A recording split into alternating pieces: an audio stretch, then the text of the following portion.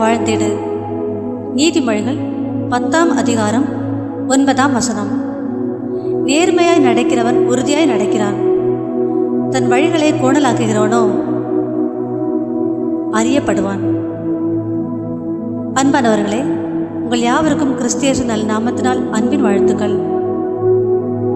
அன்பானவர்களே, இந்த உலகத்தில் பிறர் நம்மை பார்க்க வேண்டும், பிறரால் நாம் புகழப்பட வேண்டும் என்பதற்காகவே நாம் நேர்மையாக வாழ வேண்டும் என்ற அர்த்தமல்ல. நம் உள்ளத்தில் உண்மை தன்மையோடு யாரும் பார்க்காத நிலையிலும் தேவன் நம்மை பார்க்கிறார் என்று சொல்லி நேர்மையாக வாழும்போது அதுவே நமக்கு உயரிய மதிப்பை பெற்றுக் கொடுக்கும். இதை ஒரு சிறிய கதை மூலமா பார்க்கலாமா?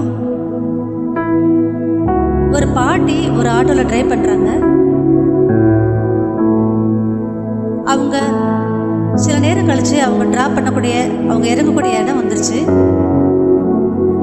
இறங்கினோடனே அந்த ஆட்டோ டிரைவர் பார்க்குறாரு, பின்னாடி ஷீட்ல பாட்டி ஒரு பர்ஸ் வச்சுட்டு போயிட்டாங்க.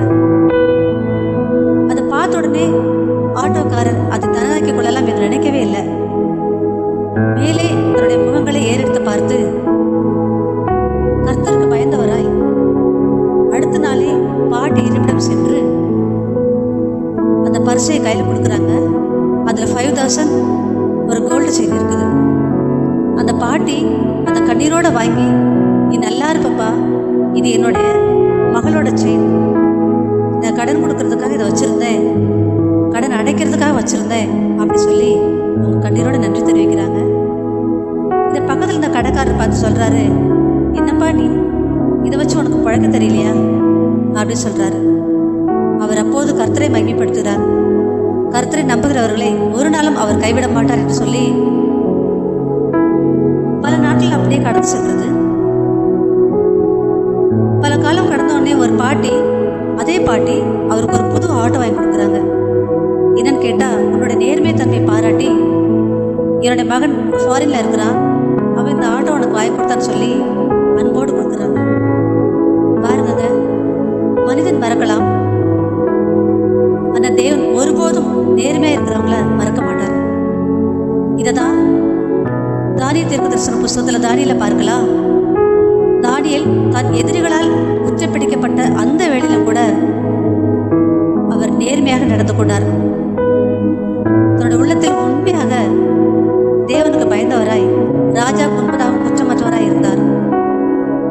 அதனால் தான் எதிரிகளாலும் கூட குற்றம் கண்டுபிடிக்கப்பட முடியவில்லை. ஆகவே இன்றைய நாம் தீர்மானம் செய்வோமா? யாரும் பார்க்க வேண்டும் என்பதற்காக அல்ல, யாரும் அறியாத நிலையிலும் என் தேவன் என்னை பார்த்து கொண்டிருக்கிறார் என்பதற்காகவே நான் நேர்மையாக வாழ்வேன் என்று தீர்மானம் செய்வோமா? ஜெபிப்போம். எங்கள் அன்பின் பரிசுத்த நிறைந்த பரலோக பிதாவே, அப்பா, சிறையில் அடைக்கப்பட்ட இந்த வேளையிலும் தன்னுடைய நேர்மையை காத்துக்கொண்ட அந்த உத்தமன் யோசேப்பை போல நாங்களும் எந்த நிலையிலும் எந்த நேரத்திலும்